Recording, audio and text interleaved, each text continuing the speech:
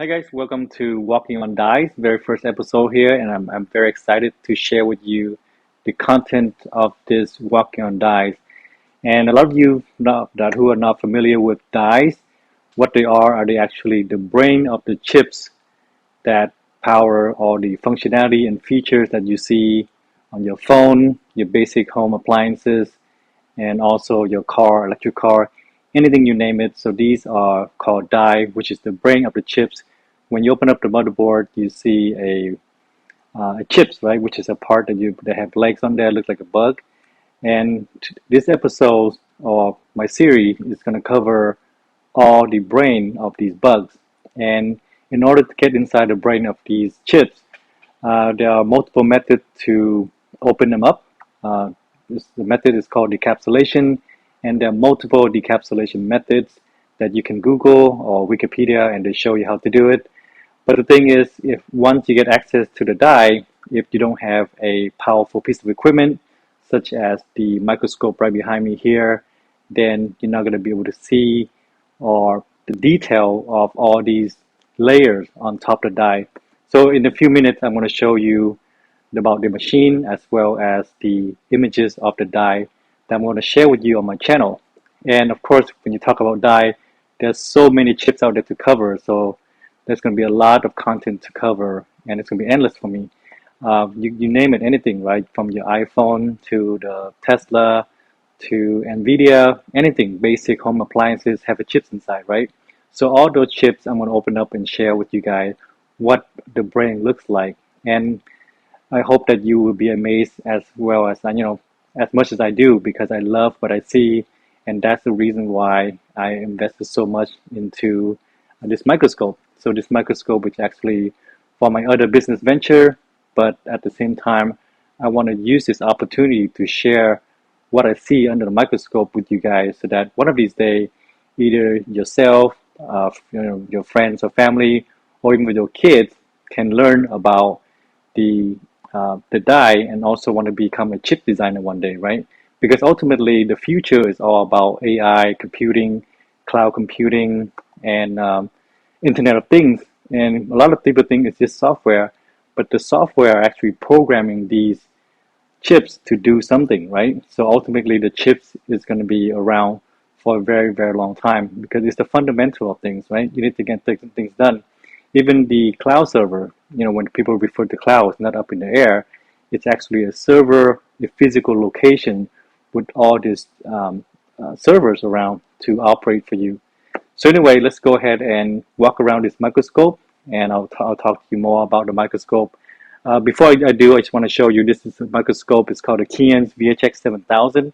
It's not your typical microscope that you see in the high school lab or in a university lab even, right? Or even in a small laboratory because the price tag of this digital microscope is the Ferrari of the microscope, I would say, because the price tags for comparison is basically two Tesla's Model 3 sitting right on my desk. So that's just to give you a sense of the price of it, and that's why a lot of people might not have access to this microscope. So that's the reason why I want to create this content because I have the privilege and honor to be able to have this microscope, and I want to share to the world with what I can see under this microscope.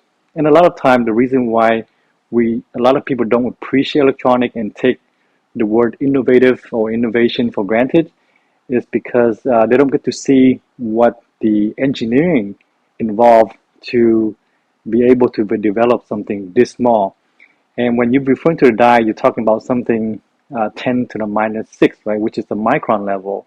So let's to give you a comparison, the width or the diameter of the hair, a typical human hair, is 70 micron to 100 micron.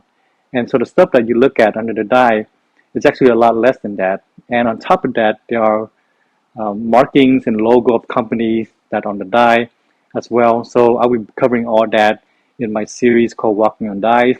So basically, we're going to be walking around the die at high magnification. I'm talking about 400, 500x all the way to 2500x that this microscope is capable of doing. And on top of that, it will also be able to stitch the images together because at high magnification, you can only see at the corner or at the partial of the die. So in order to see the whole die, you have to stitch the images together, and that's part of the reason why the hefty price tag of this microscope. So let's go ahead and walk around the microscope, give you an introduction on the microscope, and then after that, let's dive in one of the die that I pick out for this very first episode, and hope you guys will enjoy it and support my channel. Okay, so let's go ahead and walk around the microscope here. So you have the main station, which is the Keon's VH. The whole thing is called the VHX 7000, as you can see down here in the logo. It's a VHX 7000. So it comes with this monitor, but also has a computer built in.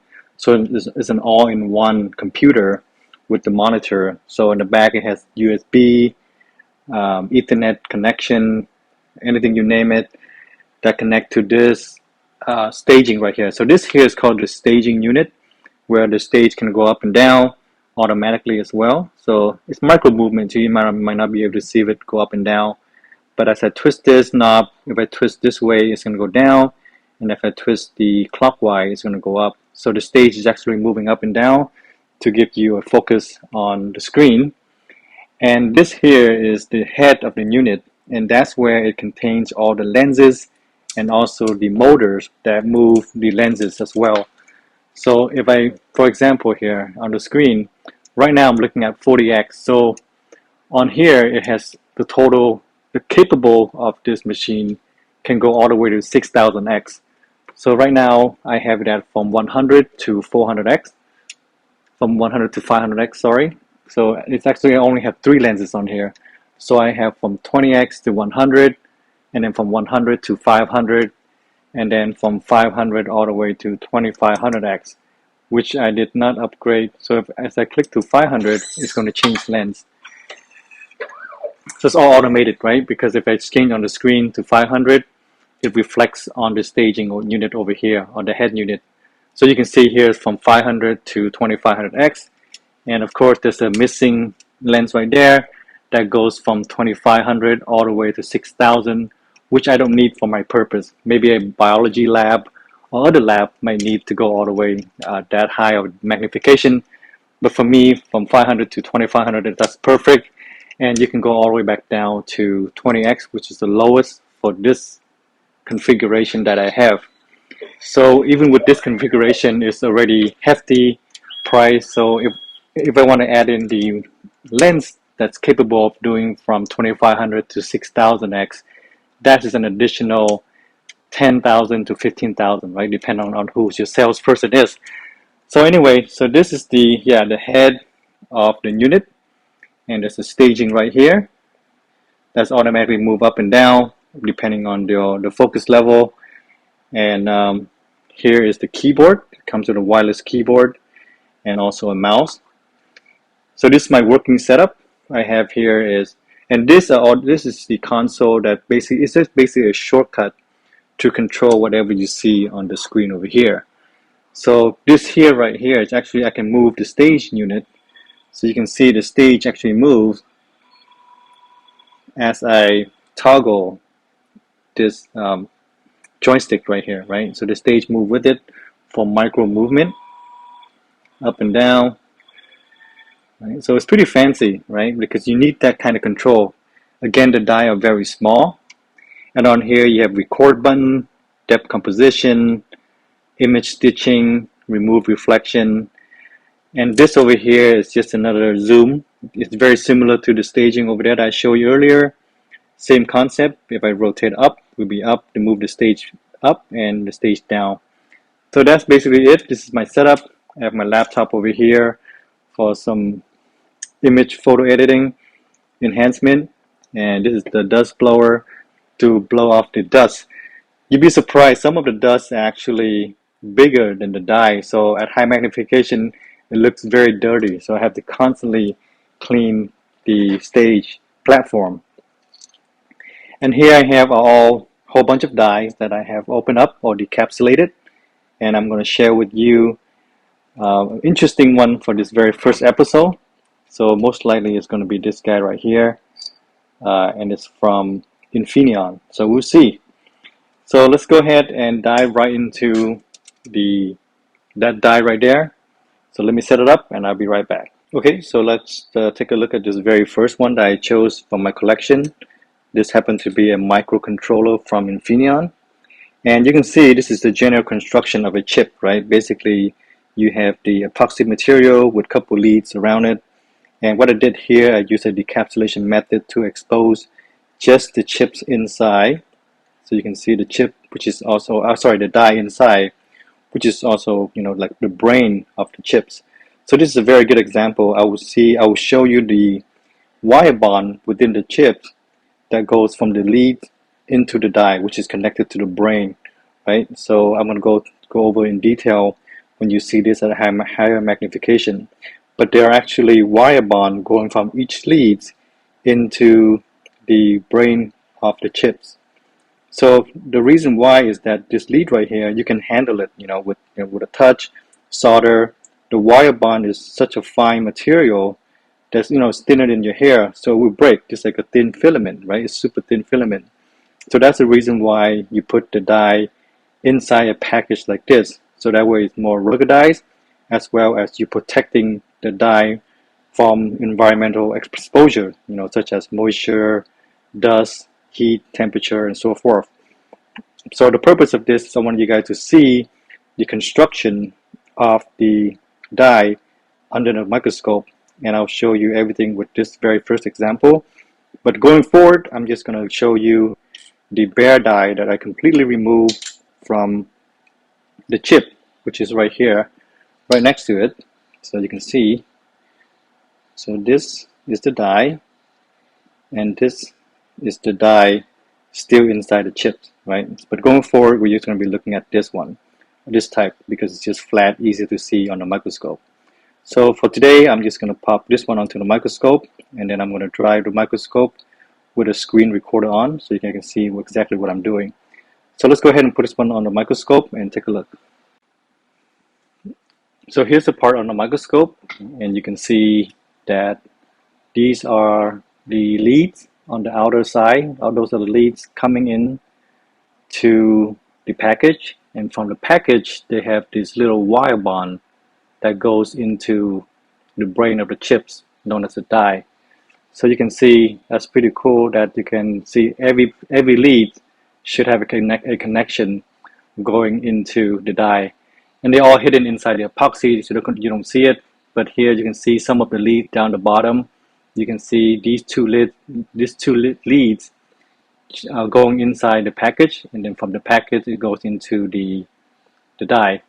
Other leads are the same thing. It's just that they're hidden under the epoxy that you don't get to see it. So let's go ahead and change the magnification of this and also look at the die itself up close. I just want to give you currently we're at 20x right now, so that way you can see the overall of the chip and where the die is normally placed inside the chip. It's normally in the center of the chips, right? Just to make it easy to route the wire bond.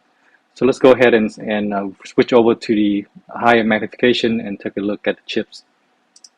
So here I am at 80x, so you can see that the die is much closer to you now. And again, I'm not a designer for this chip, so I don't know the particular feature, such as if you look at the iPhone A14 chip, for example, they show you which area of the die is dedicated to which features, such as the CPU, the GPU, the memory, and so forth. So again, I'm not the designer, I'm just here to share with you guys the different layouts. So you can see it's very impressive, right? This is right now, I'm using the full ring, meaning you can see on the stage, the entire light is blasting onto the die. But once I switch over to direct coaxial ring light, which you will see, which illuminate the detail of the die in more detail. And I'll also go high magnification as well. But I'm stopping here at 80x for you guys to see the general look of the die. Unfortunately, it's upside down. It's a Fujitsu die marking on there as well. So let me turn it over really quick. Okay. And readjust the stage.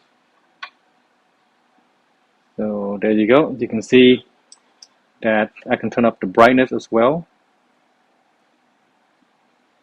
Okay, so there you see that's a Fujitsu, and I can zoom in and out. So Again, as you can see, this portion of the die is in focus and out of focus because, again, the stage might be flat, but the part is not flat, right? So it makes some area in focus and some areas out of focus.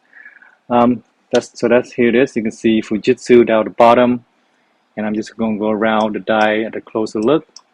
You can see the wire bond much clearer now, right? They look like hair. In this case, yeah, they look bigger, they look thicker than hair, but they are thinner than hair. Okay, so let's go ahead and switch over to the high mag and walk around the die. Okay, so here at 400x right now, and let's go ahead and walk around the die at 400x and take a look. So you can see I'm going to go from corner to corner, which is the top left corner, and then I'm going to end up with the bottom left corner. So let's just go around it. And you can see the wire bond. I can go focus, in focus. I'm going up, so because the wire bond is higher than the die itself, and this is when I'm going down to focus on the die. So the wire bond looks like a typical wire now at this magnification, but they're not. They're actually thinner than your hair, the diameter of your hair. So that just go to show you what kind of magnification we had. So let's go ahead and scroll through really quick here and look for any marking.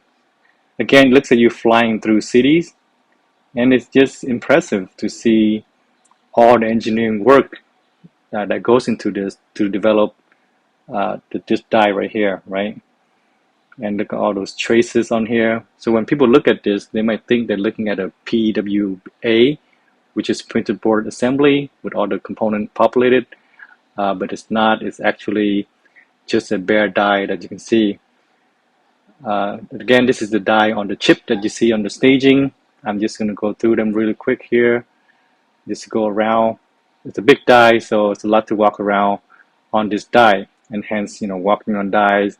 That's how I came up with the name of walking on dies for this channel. Anyway, let's go ahead and scroll down now to see anything interesting. Again, looks like you're flying through cities. I'm always amazed by all this different layout. So again, I'm only at 400x, but with the future screen recording, because every time when I change different magnification, I have to stop the video to see the next one, to re-record again at a different magnification. It won't allow me to record screen and change the lens at the same time. Okay, so let's go ahead. I'm at the bottom right soon here. You can see, yeah, so it's pretty impressive stuff, right? These here are very small traces. We're talking about micron level. And after I take the picture of this die, I'll also show you some of the dimension that you see on here, right? So once this wire bond connect from the lead into the die, so these are the die wire bond pad, so they make electrical connection and signals through there. So that's how it tells the die what to do. There's all this function on here, features that I have no idea what they are, but it's just so impressive to look at. I mean, it's just mind-boggling how we can be able to control and deposit material to create the die, right? It's just impressive to me. Hope you guys feel the same way. So let's go ahead. So here it is. Not only that, every die, or at least some of the major die, such as the controller, memories, or some of the die that have a bigger footprint, they tend to have their logo and marking on there as well. So this one happened to be a Fujitsu 2009, which is when the die was made. So that's pretty cool how they even write something this small on here. And people think it's writing. It's actually not writing. It's actually using photolithography and also masking the layers to have such a print on here.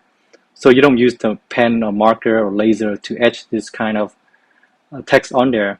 You're actually using layer and masking off material. Okay, because the tip of the pen is already bigger than this text, or actually it's already bigger than most of the die already. Probably takes up a quarter of the die. Okay, so let's go ahead and go back up here. Sorry, because you see how the die going in and out of focus. is because to the eye it might be level, but at such high magnification, you're talking about 400x here, right? So the die is not fully flat on the surface. So that's also another marking over here, and that's tend to be the series of this part.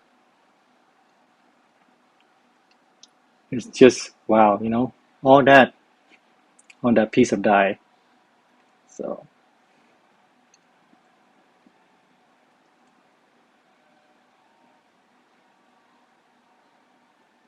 okay, and we're at the top left again.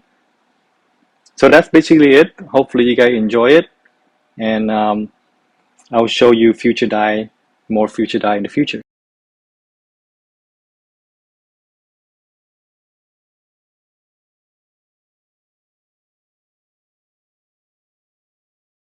So that's a wrap for this very first episode. I hope you guys enjoy looking at die because I am very fascinated looking at dies. And I think I missed my introduction there. My name is Lam, and I'm actually a component engineer. And what I do at work is basically I do failure analysis and also counterfeit mitigation inspection. So the line of work gave me exposure to looking at dies and also other failures, all other type of failures. But I mainly want to show you guys that for chip designer, you can make a lot of money as a chip designer. I'm not a chip designer myself. I wish to be able to learn about this at an early age. I was actually emphasis in semiconductor, but I didn't go all the way because of the location of the work I have to perform. Basically, I was the wafer design actually. A wafer is just basically a whole bunch of die on there, and then they just cut it into little pieces of die and manufacture the chips. So of course, as a chip designer, there's a lot of work involved as far as precision wise, right? You can imagine when you produce chips, you don't produce one on a wafer, you produce millions of chips. If you look at iPhone, they ship millions of iPhone, millions of smartphones, Androids as well. So, and that's just on the phone, and there's also cars. And so when you think about chip shortage, people don't think about at the die level. It's the die level that's impacting the chip shortage, and also at the epoxy and the lead as well. So all this cascading effect causing to have a chip shortage. So for the silicon manufacturer, they actually need neon gas to produce die. So Ukraine control 60% of neon gas, and that's the reason why you see a shortage in chips. But anyway, I hope you guys have a good exposure to looking at dies, and hopefully you can encourage your kids and future generation to become a chip designer. It looks like something that's going to be around for like I said, for a very, very long time. We're going to be dependent on chips to extend our life, to also better our lives, right? Look at technology. We live longer. We also stay connected with each other from around the world. So anyway, I hope you guys tune in for the next episode. We're going to look at the next die. For the next episode, we're just going to jump right in looking at dies immediately. Less the introductory of myself and of the equipment. So anyway, till next time, I hope you guys like the video and subscribe, and also hit that notification for the next Walking on Die episode. Take care. Bye for now.